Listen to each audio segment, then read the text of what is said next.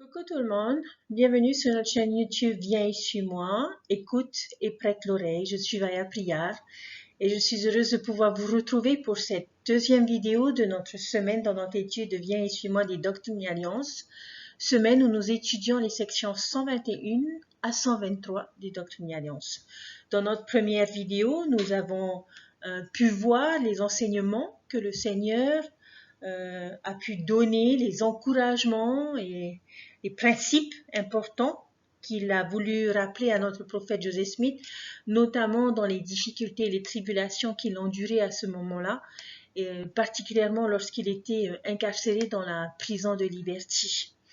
J'espère, chers frères et sœurs, que vous avez lu les sections, que vous y avez médité, que vous avez marqué, que des versets vous ont touché par rapport aux circonstances de votre vie aujourd'hui. Parce que comme je l'ai dit, nulle part ailleurs dans les Écritures, nous n'avons les meilleurs mots, les plus belles paroles de réconfort, d'encouragement, de conseils que l'on pourrait recevoir dans les tempêtes de notre vie. Alors, chers frères et sœurs, si vous avez déjà lu, c'est très bien. Si ce n'est pas encore le cas, s'il vous plaît, plongez-vous dans les Écritures, vous ne le regretterez pas. Parce que je suis persuadée que parmi tous ces versets que nous étudions cette semaine, certains vous parleront personnellement en fonction de ce que vous endurez aujourd'hui. Si votre vie est belle, sans tempête, avec un beau ciel bleu spirituel, je me réjouis pour vous. Mais puissiez-vous être à ce moment-là parmi ceux et celles qui partagent sa lumière, partagent le soleil dans sa vie, avec les personnes qui autour de vous connaissent des tempêtes, connaissent des tribulations et des difficultés. Puissions-nous être de ceux qui redonnent de l'espoir, des encouragements et de la force à ceux qui sont autour de nous et qui en ont besoin. Alors pour cette deuxième vidéo, il est toujours question d'adversité, mais cette vidéo s'adressera à chacun d'entre nous et particulièrement à nos détenteurs de la prêtrise. Alors, avant de pouvoir parler de ce que j'ai pu apprendre concernant la prêtrise, j'aimerais revenir sur quelques vérités que nous trouvons dans cette section. Alors, d'abord, dans la section 121, dans les versets 11 à 25, lorsque l'on lit, par exemple, les versets 11 à 13, voici ce qu'il est dit. Et ceux qui t'accusent de transgression, leurs espoirs s'évanouiront et leurs prévisions fondront comme la gelée blanche fond sous les rayons ardents du soleil levant. Et de plus, Dieu a étendu sa main et mis son sceau pour changer les temps et les moments et leur aveugler l'esprit afin qu'ils ne comprennent pas ces œuvres merveilleuses, afin de les mettre également à l'épreuve et de les surprendre dans leurs artifices. Et aussi afin que, puisque leur cœur est corrompu, les choses qu'ils sont disposés à infliger aux autres et qu'ils aiment voir les autres souffrir, s'abattent sur eux-mêmes à l'extrême. Je ne vais pas dire que ces versets sont encourageants, surtout lorsque nous vivons des situations difficiles et des tempêtes, lorsque nous souffrons à cause des autres. Ces versets nous enseignent que Dieu promet que ceux qui souffrent à cause des autres, que justice sera faite. Si nos souffrances sont le résultat du libre arbitre des autres personnes, Dieu fera en sorte de pouvoir arranger les choses et d'aplanir les sentiers pour nous. Oui, c'est un Dieu miséricordieux, oui, c'est un Dieu bon, mais c'est aussi, et ne l'oublions pas, chers frères et sœurs, un Dieu de justice. Et en ce qui concerne les émeutiers du Missouri, est-ce que cette prophétie va devenir réelle? Eh bien oui. Durant la guerre civile des États-Unis, c'est dans l'État du Missouri qu'il y aura les combats les plus sanglants. Des maisons seront incendiées et pillées, des femmes et des enfants seront forcés à marcher parce que chassés de l'État. Ils vivront en quelque sorte ce qu'ils ont fait subir aux saints. Et je dirais que cela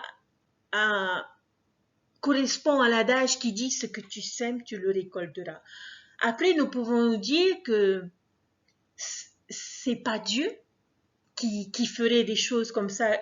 Notre Père Céleste n'est pas un Dieu de vengeance. Mais chers frères et sœurs, il est important de savoir que Dieu n'est pas la cause des calamités que ces habitants ont vécu et enduré pendant cette guerre civile des États-Unis.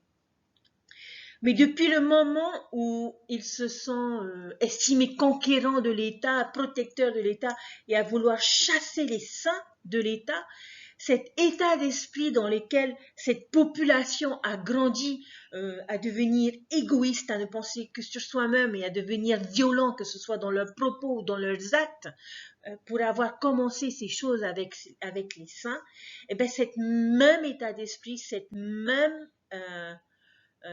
mentalité qu'ils ont nourrie au fur et à mesure des années à partir de cet ordre d'extermination des saints, a fait qu'ils ont attiré ces choses à eux. Chers frères et sœurs, le Seigneur ne va pas, et nous ne devons pas nous dire que ce que l'on m'a fait, le Seigneur s'occupera d'eux. Non, ce n'est pas ce que nous devons chercher, ce n'est pas ce que le Seigneur nous enseigne. Mais ce que nous devons retenir de cette expérience, chers frères et sœurs, c'est que nous devons faire attention à ce que nous pensons, à ce que nous disons et à ce que nous faisons. Parce que si, comme ces habitants de l'État du Missouri qui ont nourri pendant toutes ces années cette violence, cette supériorité qu'ils avaient en commençant par exterminer les saints, cette mentalité, cet état d'esprit a couru à leur perte. Et pour nous également, chers frères et sœurs, nous devons faire attention à notre mentalité, à notre façon de penser, à notre façon d'agir, parce que l'adage qui dit ce que tu sèmes, tu le récolteras, bien souvent s'avère vrai. Alors, si nous voulons récolter de jolies fleurs, si nous voulons récolter beaucoup de joie, si nous voulons récolter beaucoup d'amour, eh bien, partageons ces choses dans notre vie, malgré les tempêtes, et ne permettons pas aux influences autour de nous de nous empêcher d'être ce que Dieu veut que nous soyons. Les versets, toujours dans la section 121, dans les versets 26 à 33, ce sont des versets qui nous enseignent aussi certaines choses qui peuvent nous aider dans nos tribulations. Et dans ces versets, on découvre la promesse de connaissance et de révélation qui vient des cieux. Dieu promet de nous enseigner des vérités et de nous guider dans nos défis. J'aimerais lire le verset 33 qui dit ceci. « Combien de temps des eaux qui coulent peuvent-elles rester impures? Quel pouvoir arrêtera les cieux? L'homme pourrait tout aussi bien étendre son bras chétif pour arrêter le Missouri dans son cours fixé ou le faire remonter à sa source qu'empêcher le Tout-Puissant de déverser la connaissance du haut des cieux sur la tête des saints des derniers jours. » Quelle belle analogie avons-nous là dans ce verset 33. Si nous étions au bord d'une rivière et que nous décidions de jeter un seau de boue, est-ce que ce seau de boue rendra impure la rivière? Bien sûr que non. Si nous décidons de venir avec un camion entier de terre ou de boue et que nous déversions ce camion dans la rivière, est-ce que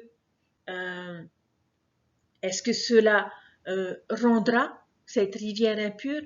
Peut-être qu'elle va être, comme on dit, chocolat pendant un certain moment, mais le fait qu'elle s'écoule et qu'elle n'arrête pas de s'écouler fait que, à un moment donné, toute cette impureté qui aura été déversée sera nettoyée, sera balayée et sera envoyée vers les eaux de la mer.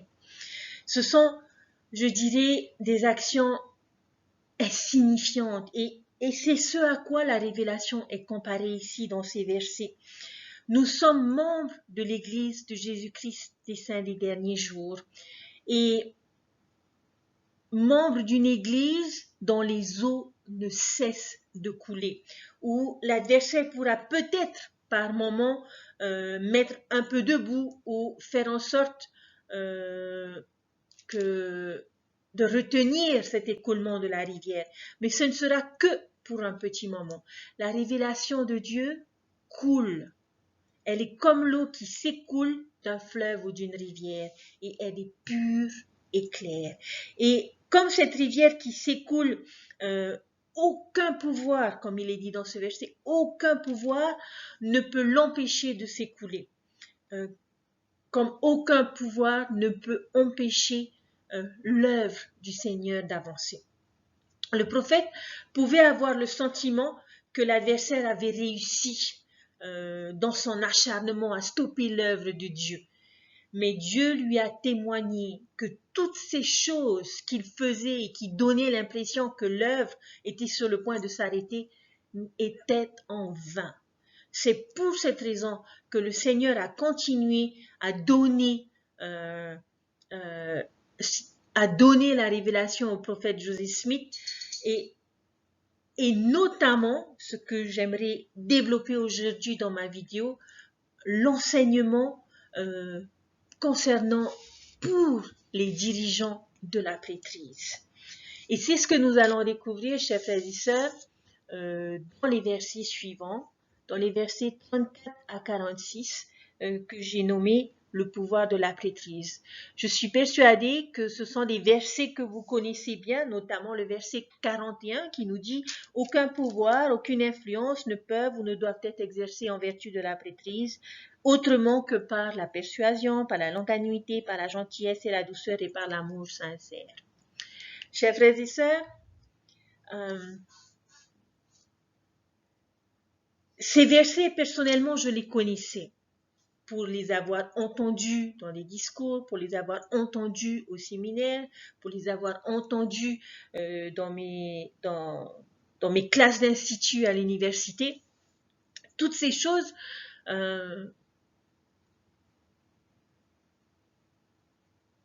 j'avais une certaine connaissance.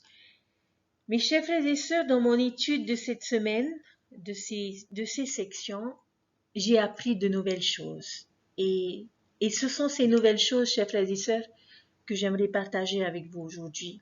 Alors, à vous détenteurs de la prêtrise qui m'écoutez et qui allez entendre cette vidéo, j'espère que vous porterez attention à ces enseignements que je vais essayer de nous faire comprendre, parce que notre président Russell M. Nelson nous a rappelé à nous aussi, les sœurs, du pouvoir de la prêtrise que nous avons dans notre vie. Et je vais essayer de nous aider à vivre la vie qu'il faut pour que ce pouvoir et cette autorité se manifestent davantage dans notre vie. Alors, pour ce faire, j'aimerais faire une petite analogie. Vous voyez à l'écran l'image d'une lampe où les différents composants de cette lampe ont été nommés. Nous avons une lampe à incandescence, nous avons un abat-jour, une douille, un fil souple, une fiche bipolaire mâle, une prise de courant, un interrupteur, pied de lampe. C'est la seule lampe que j'ai pu trouver qui correspondait à ce que j'essaye de vous faire comprendre aujourd'hui. Chers frères et sœurs, nous savons tous qu'une lampe ne peut fonctionner si elle est sur off, ou si elle est débranchée, ou si l'ampoule est dévissée. Les choses doivent être correctement connectées pour permettre à l'électricité de passer. Le pouvoir de la prêtrise, chers frères et sœurs, suit ce même principe. Quelles sont les différentes parties qui doivent être connectées? Dieu est la source de ce pouvoir, c'est-à-dire l'énergie qui va alimenter cette lampe. L'électricité est la prêtrise et le détenteur de la prêtrise est représenté par la lampe, c'est-à-dire celui par qui le pouvoir peut être utilisé. Et la lumière qui va être produite par la lampe sont les miracles et les bénédictions réalisées par la prêtrise, réalisées par le pouvoir de la prêtrise. À quoi correspond l'interrupteur de la lampe? Nous allons voir, chers frères et sœurs, dans ces versets, et particulièrement dans le verset 34, qu'il y a deux sortes de détenteurs de la prêtrise. Le verset 34 nous dit « Voici, il y a beaucoup d'appelés, mais peu d'élus. Et pourquoi ne sont-ils pas élus ?» La première fois que j'ai entendu ce verset, que l'on m'a enseigné ce verset, j'ai trouvé que c'était pas juste. Que c'était pas juste que tout le monde soit appelé, mais qu'il y ait que quelques-uns qui recevront des récompenses parce qu'ils étaient élus. Et à force de maturité spirituelle, à force de recherche, à force de connaissance, le Seigneur m'a permis de comprendre et éventuellement de répondre à la question pourquoi ne sont-ils pas élus? Et c'est ces choses que je voudrais partager avec vous. Vous pouvez, chers frères, être un détenteur de la prêtrise ou un détenteur de la prêtrise élu. Vous pouvez être soit appelé, soit élu. Est-ce que le fait d'être ordonné à l'office de la prêtrise vous donne automatiquement accès au pouvoir de la prêtrise et à l'autorité de Dieu? Non. Comme sur cette lampe, il y a un interrupteur. Et cet interrupteur qui doit être actionné fonctionnera également si certaines choses sont bien placées ou sont connectées dans l'ordre et le pouvoir de Dieu, de manière à ce que ce dernier puisse se répandre et permettre que la lumière luise, que les bénédictions et les miracles se produisent. Un détenteur de la prêtrise appelé peut avoir tous les éléments nécessaires. Chacun d'entre vous avait ces éléments nécessaires. Mais si les choses ne sont pas dans l'ordre ou ne fonctionnent pas ou à un défaut, alors il serait difficile de pouvoir réaliser ces bénédictions et ces miracles. Un détenteur de la prêtrise élue est celui, chers frères et sœurs, qui a l'interrupteur allumé et qui, dont chaque pièce de la lampe est en bon état de marche et fonctionne convenablement. Et c'est ce genre de prêtrise, chers frères et sœurs, qui peut présider avec amour et droiture et exercer le pouvoir de la prêtrise et apporter des bénédictions et des miracles. Donc, quel est donc cet interrupteur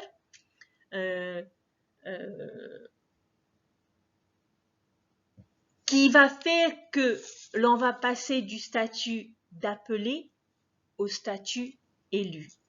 Cet interrupteur, chers frères et sœurs, ce sont les principes de la justice. Et c'est ce que l'on voit dans le verset 36 qui dit que les droits de la prêtrise sont inséparablement liés au pouvoir du ciel et que les pouvoirs du ciel ne peuvent être maîtrisés ou utilisés que selon les principes de la justice. Alors, chers frères et sœurs, nous sommes tous appelés, mais nous sommes peu à être élus. Pourquoi sommes-nous peu à être élus? À cause de cet interrupteur qui n'est pas toujours actionné dans notre vie de frères et sœurs et frères particulièrement en tant que détenteurs de la prêtrise, cet interrupteur qui sont les principes de justice. Alors, nous allons voir quelles sont les attitudes et les actions des appelés. On va aller dans le verset 35, pour découvrir l'autorité des appelés.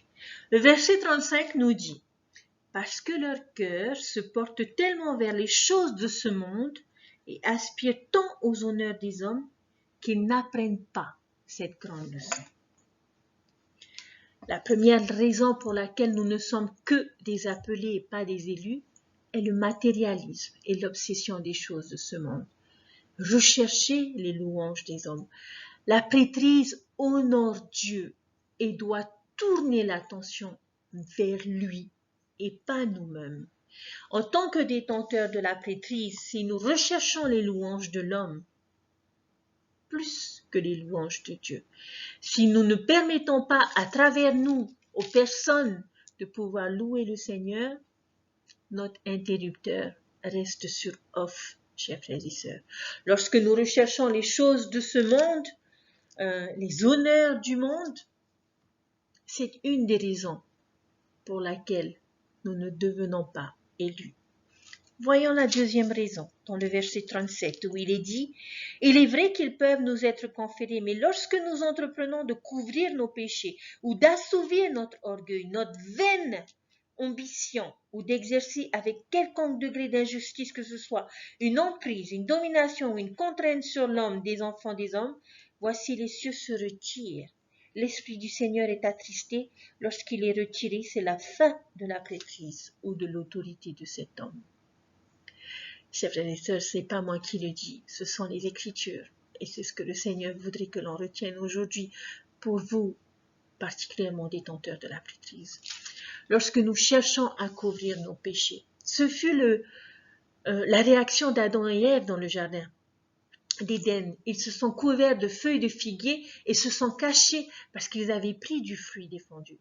Et ce qui était inutile, bien sûr, jusqu'à ce qu'ils confessent et que Dieu les couvre de son pardon et du pouvoir de l'expiation. Nous perdons le pouvoir de la prêtrise, chers frères et sœurs, lorsque nous cherchons à couvrir nos péchés plutôt que de les confesser et de les surmonter grâce au pouvoir de l'expiation. Cela ne veut pas dire qu'un détenteur de la prêtrise élu ne pêche jamais, mais ce qui fera la différence, chers frères et sœurs, ce sera la façon dont nous gérons nos erreurs, la façon dont nous gérons nos péchés. Puissions-nous être de ceux qui prennent conscience de nos erreurs, se confessent et se repentent rapidement, plutôt que de vouloir cacher nos péchés. Parce que cacher nos péchés maintient l'interrupteur éteint, chers frères et sœurs. La deuxième chose que nous découvrons également dans ce verset 37, quand je cherche à assouvir mon orgueil, c'est-à-dire lorsque nous cherchons à ce que les autres nous admirent, quand je me sens supérieur aux autres parce que je suis évêque ou parce que je suis président de Pieux ou parce que je suis dirigeant. Chers frères et sœurs, cet interrupteur reste sur off également lorsque nous cherchons à assouvir notre orgueil. Troisième chose, quand je cherche à exercer une domination injuste ou une contrainte sur l'âme des enfants des hommes. C'est la façon d'exercer du monde, chers frères et sœurs, une autorité. Faites ce que je dis, mais pas parce que c'est moi qui décide, parce que je suis le boss. Ces choses-là, chers frères et sœurs, ne sont pas la façon du Seigneur. Tout comme en tant que détenteurs de la prêtrise, si nous sommes violents ou si nous infligeons une domination sur notre épouse ou sur nos enfants, nous ne pourrons jamais, chers frères et sœurs, être un détenteur de la prêtrise élu.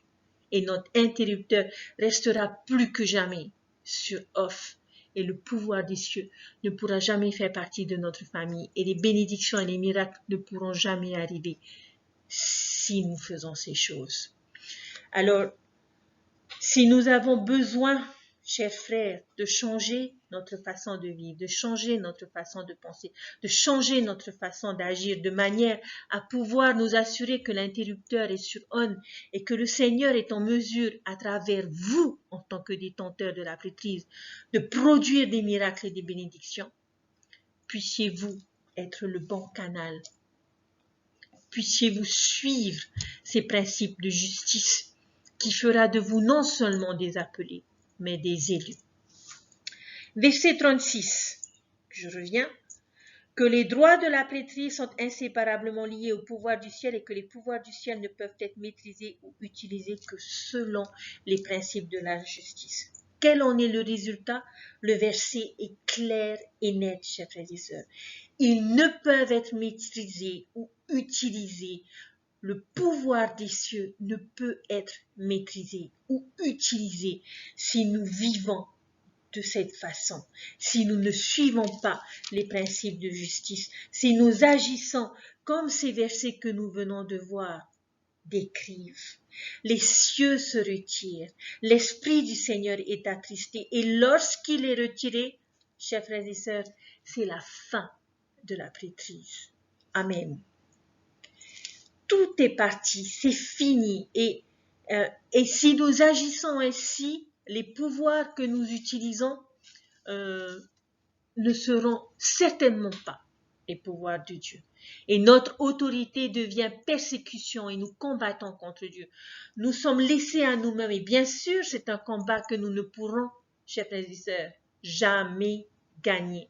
Nous apprenons par triste expérience qu'il est de notre nature et de notre disposition à exercer une domination injuste. Combien de tyrans et de dictateurs, de boss affamés de pouvoir ont prouvé la véracité de ce verset.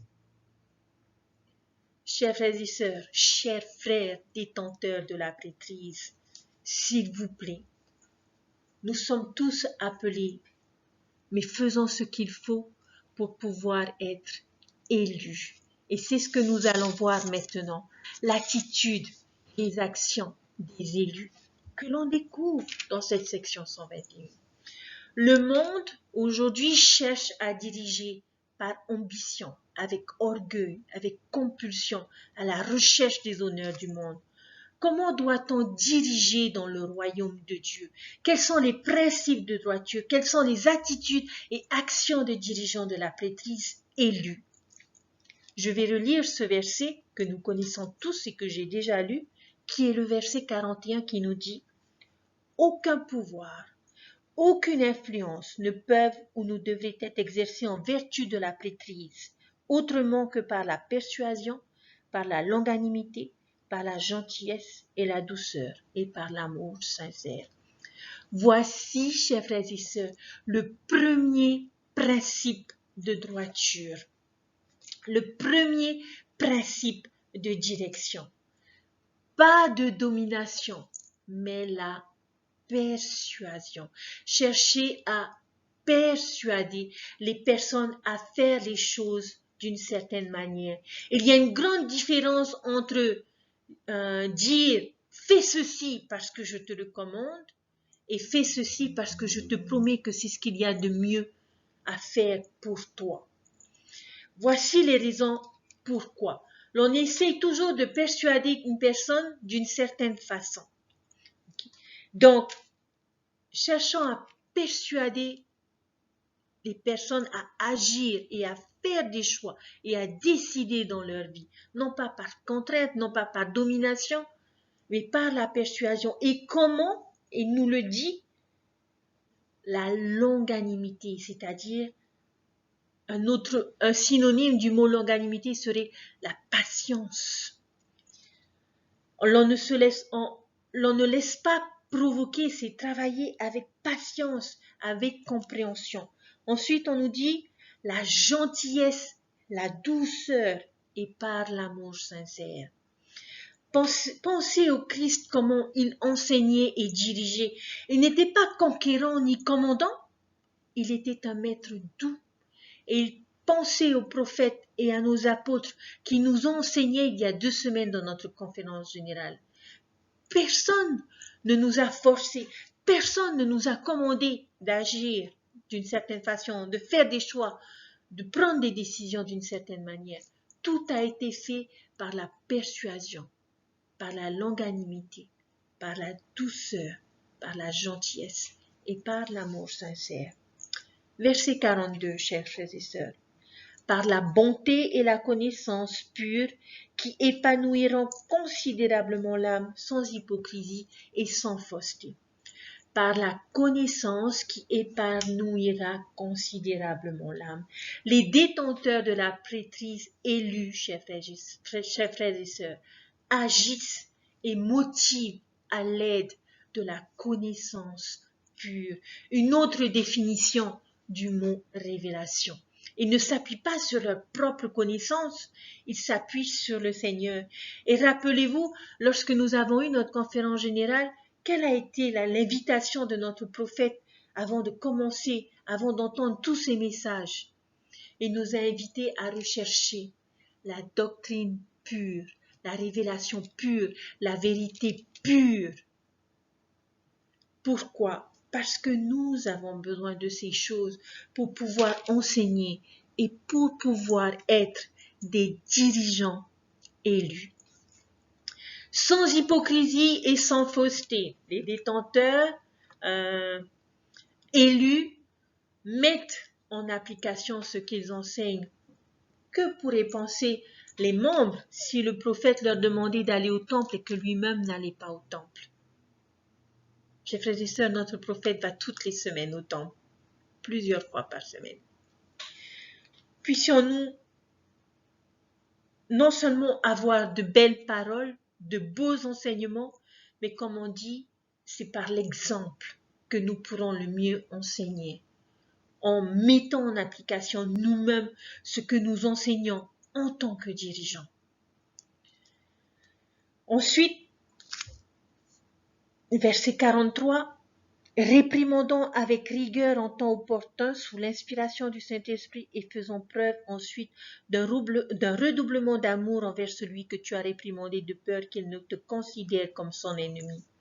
Réprimandant avec rigueur sous l'inspiration de l'Esprit et faisant preuve ensuite d'un redoublement d'amour envers celui qui l'a réprimandé afin qu'il sache que sa fidélité est plus forte que les liens de la mort. Oui, un détenteur de la prêtrise élue doit réprimander. Un détenteur de la prêtrise élue doit corriger lorsque cela est approprié. Les bons et grands dirigeants doivent avoir le courage, chers frères, de corriger. Même le Sauveur lui-même l'a fait. Mais nous devons le faire d'une certaine manière, selon certaines règles, pas dans la colère et l'impatience, pas dans l'objectif de rabaisser une personne. Avec rigueur peut avoir plusieurs définitions, et l'une d'entre elles est avec clarté, avec la vérité. C'est comme ce petit réglage d'image sur notre télé pour pouvoir ajuster l'image. Elle ajuste la luminosité de l'image. Lorsque nous réprimandons avec rigueur, nous devons le faire de façon précise et claire. Nous devons réprimander avec la vérité qui est symbolisée par l'épée dans les Écritures. Une épée acérée, nous pouvons avoir un grand exemple de réprimande avec Alma et son fils Corianton que je vous invite à relire dans Alma chapitre 39. Une autre règle, réprimander sous l'inspiration de l'Esprit. Cela ne doit pas être notre décision, mais celle de l'Esprit qui sait lorsque c'est justifié et nécessaire. Et après la réprimande, que devons-nous faire? Redoubler d'amour. Ne pas oublier, chers frères, cette dernière étape. L'amour guérit tout. Notre loyauté vis-à-vis des personnes doit être démontrée.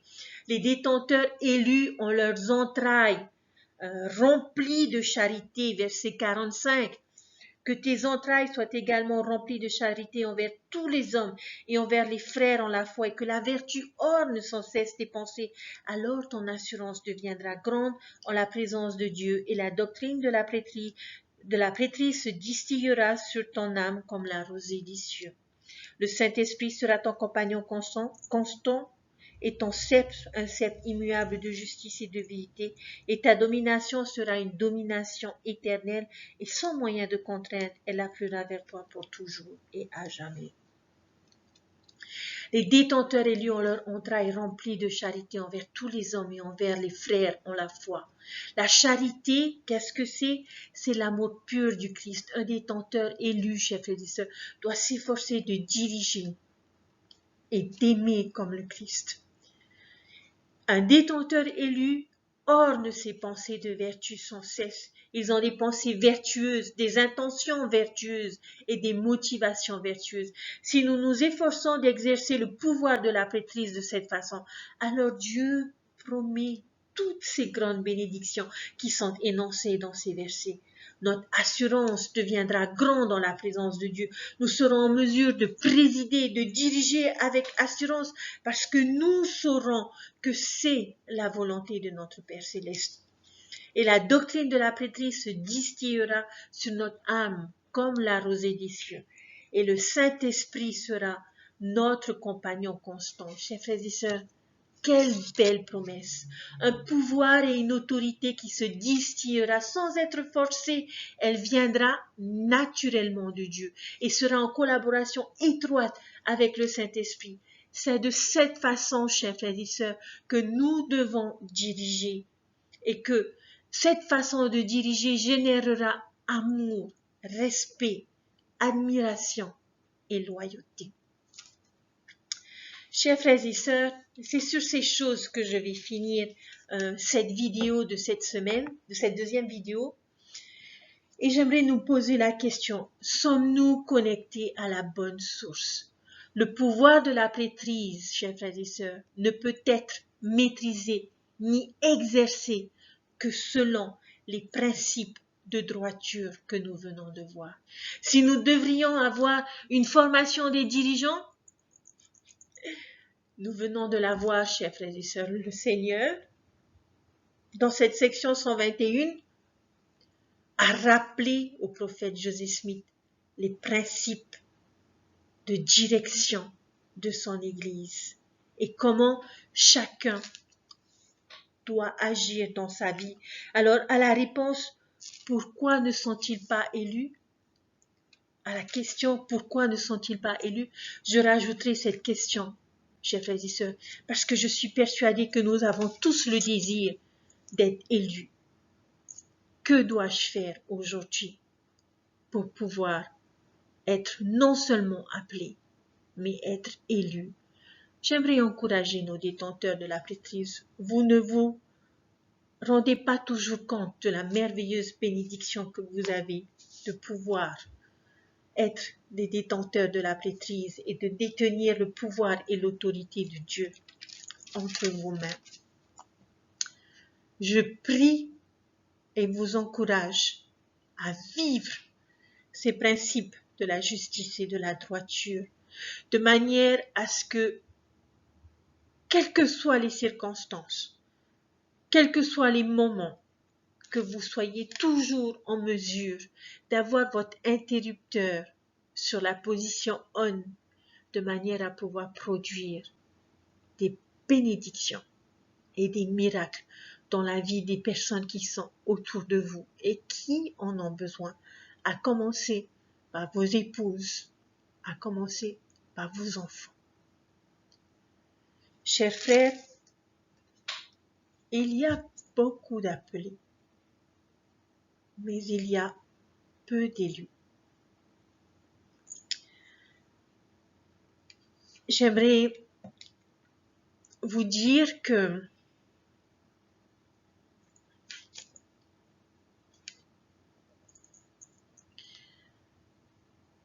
et témoigner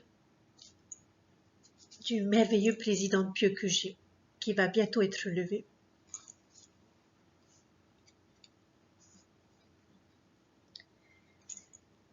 Et j'ai pu voir dans chacune de ses actions ses principes de justice et de droiture. C'est un homme qui a toujours su enseigner par la persuasion, par la douceur, par la gentillesse et par l'amour sincère. Je prie, chers frères et sœurs, que nos époux, nos fils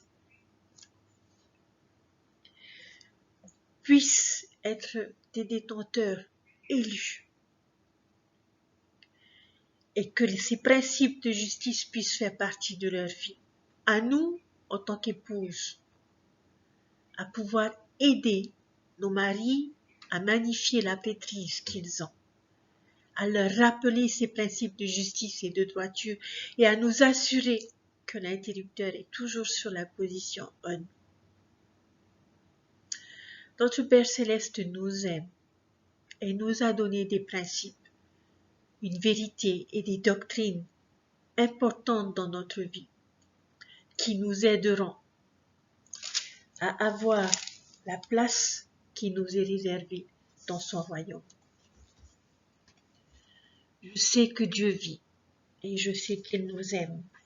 Et je prie notre Père Céleste que vous puissiez avoir votre témoignage dans la lecture de cette semaine des sections 121 à 123, qu'il est là, qu'il entend chacune de nos prières et qu'il nous a donné les moyens de surmonter les tempêtes, l'adversité et les tribulations dans notre vie.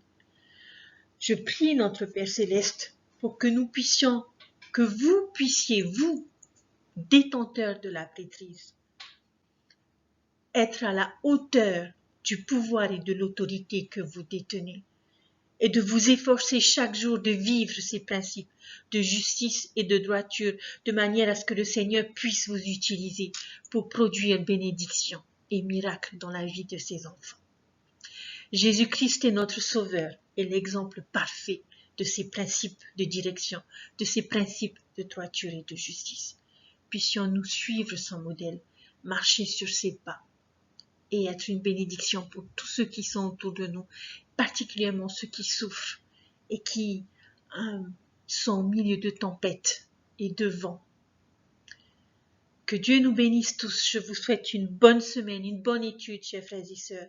Et j'espère que, comme moi, votre connaissance de cet évangile et votre témoignage que Dieu vit et qu'il nous aime soit fortifié. Et je vous laisse toutes ces choses au nom de Jésus-Christ. Amen. Bonne étude, bonne semaine. Je vous retrouverai la semaine prochaine pour l'étude d'une seule section, très longue section, très importante section, la section 124. Mais en attendant, je vous invite à lire les sections 121 à 123, à les étudier et à les méditer. Je vous dis à très bientôt. Bon week-end à tous. Bye!